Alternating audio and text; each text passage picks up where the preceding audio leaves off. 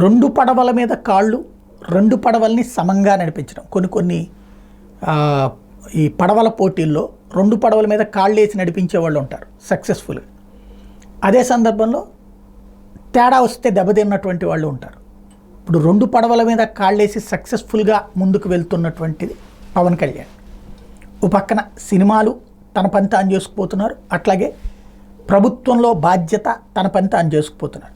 తాజాగా ఏదైతే మంత్రి హోదా స్వీకరించిన తర్వాత ఒకటి పొల్యూషన్ అంశాల మీద పదే పదే రివ్యూలు చేసుకుంటూ వచ్చారు.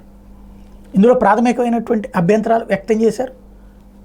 ప్రస్తుతం ఈ నెల రోజు అంటే వచ్చింది మొన్ననే, కాకపోతే మనం టోటల్గా లెక్క చూసుకున్నప్పుడు ఆయన మంత్రివర్గానికి సంబంధించిన లెక్క చూసుకుంటే 2 వారాలు లెక్క వేసుకోవాలి. పర్ఫెక్ట్గానే ముందుకు వెళ్తున్నారు. ఎస్పెషల్లీ పొల్యూషన్ అంశాలని సీరియస్గా తీసుకుంటున్నారు.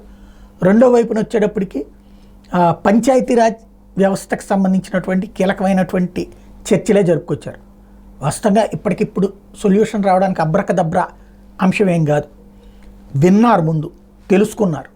ఇక పరిష్కారాలు ఏం చూపెడతారు, ఎలా చేస్తారు.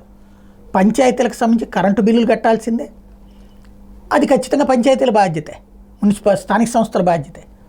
అదే సందర్భంలో వాళ్ళ డబ్బులు వాళ్ళకి రావాలి. ఇది తీర్చకుండా ఆ డబ్బులు తెప్పిస్తారా, ఇది రాష్ట్ర ప్రభుత్వం కట్టేలా చేస్తారా, లేదు అప్పుడు ఎలాగా?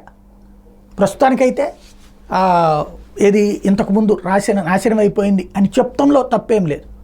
మనం ఏం చేస్తాం, పంచాయతీలకు సంబంధించిన నిధులు ఎలా వస్తాయి, ఈ బకాయిలు ఎలా తీరుస్తారు, ఇది తీర్చకపోతే వచ్చే డబ్బులన్నీ దానికి వెళ్ళిపోతూ ఉంటుంటాయి.